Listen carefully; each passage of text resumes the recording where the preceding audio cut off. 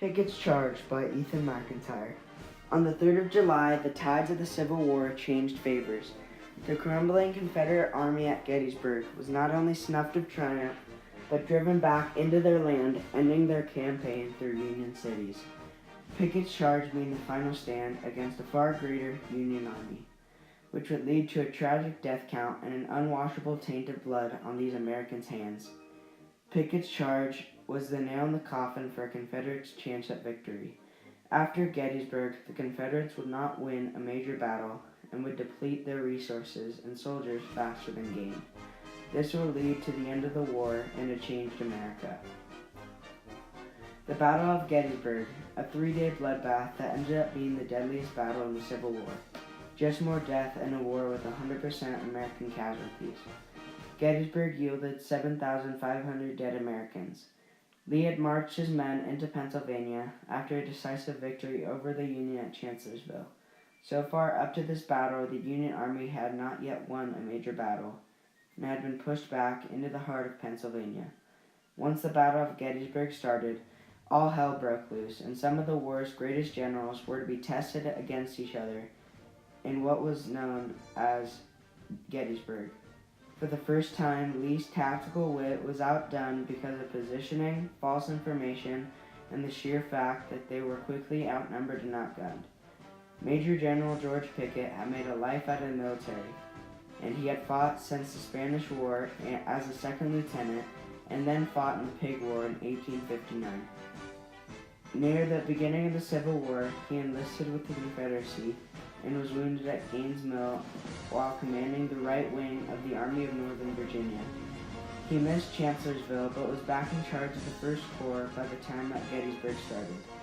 He was a good general and had been tested at Gettysburg by insurmountable odds. This would be named Pickett's Charge. Gettysburg itself was known as the high water mark for the Confederacy. The war drastically shifted from what was happening before to what was happening after the battle. It also seems that Pickett's charge is a finer tip to this phrase. Men heroically fighting in an uphill battle against a far greater prepared enemy. Pickett, just like General Lee, received false information about the amount of Union troops left and thought that one more push would finish the battle. This information, however, was wrong, so when Pickett was given the order to attack, he was greeted by artillery and gunfire from every direction, and trekking through flat land would not help the overall situation. By the time Pickett's charge was over, all of his men were wounded or dead. When he talked to Lee next, he asked, "And what's of your men, General?" And Pickett replied, "Sir, I have no men." Pickett was not the only charge, but he was the final charge. He knew that this 3rd day was probably the last day that they could fight, knowing the supplies that they could fight with. If he lost his charge, the battle was over, but there was no way he could have won. Another devastating blow to the Confederacy that would come out of this battle. Pickett was shattered after the death of his men, as was Lee, as he saw the formal army he had built fall into madness and disease. Almost all of the Confederate generals at Gettysburg were killed in action or robbed of their men, including some of those under Pickett. In both cases, the long and short-term effects of this charge were like a snowball effect. Shortly after Pickett's charge, Lee and what was left of his army were forced to retreat, and Gettysburg was to be told in history as a Union victory that sent the Confederate army running. Truly, after the battle, the whole of the Confederate States was not the same. Jefferson Davis was too stubborn to admit that he was wrong and would take down half of America with him. As time went on in the war, Gettysburg was still felt on both sides. Both sides were willing to fight, willing to die, but would they if they knew that what would come from it? After Gettysburg, the Confederates would get slaughtered at Franklin, Tennessee, and would have to retreat further back into their land. The year of 1863 ended with the Battle of Chattanooga, a 3-day engagement on a Confederate lookout post on a mountain. And 2 years later, Lee would surrender to Ulysses S. Grant, and the war would be effectively over.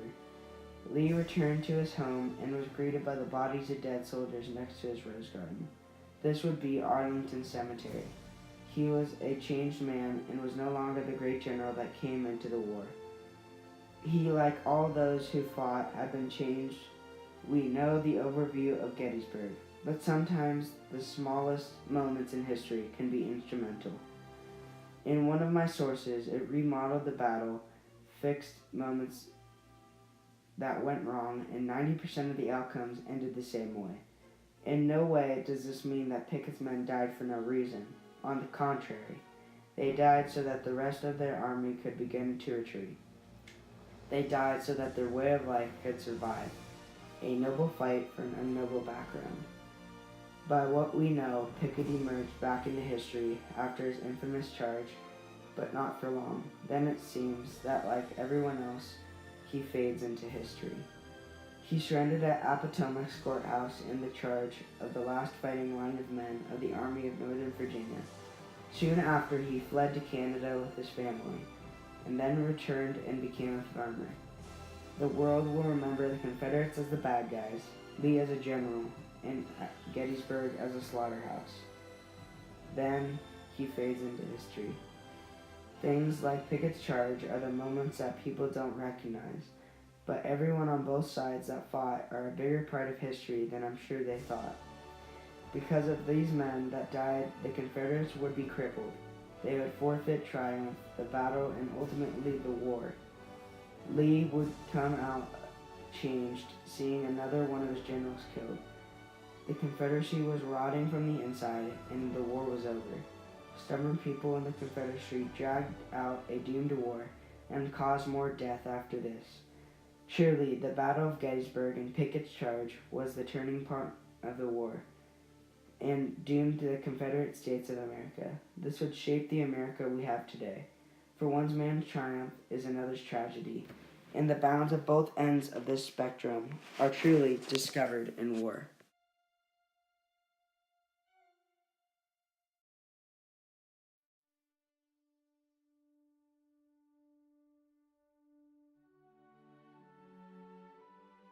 Fourscore and 7 years ago, our fathers brought forth on this continent a new nation, conceived in liberty and dedicated to the proposition that all men are created equal. Now we are engaged in a great civil war, testing whether that nation, or any nation so conceived and so dedicated, can long endure. We are met on a great battlefield of that war. We have come to dedicate a portion of that field as a final resting place for those who here gave their lives that that nation might live.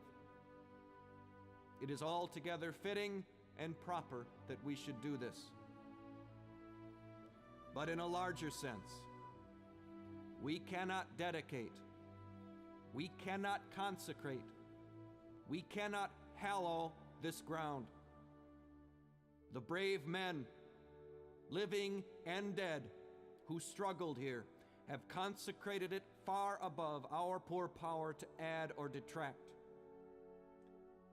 The world will little note nor long remember what we say here, but it can never forget what they did here. It is for us, the living, rather, to be dedicated here to the unfinished work which they who fought here have thus far so nobly advanced. It is rather for us to be here, dedicated to the great task remaining before us, that from these honored dead we take increased devotion to that cause for which they gave the last full measure of devotion, that we here highly resolve that these dead shall not have died in vain, that this nation, under God, shall have a new birth of freedom.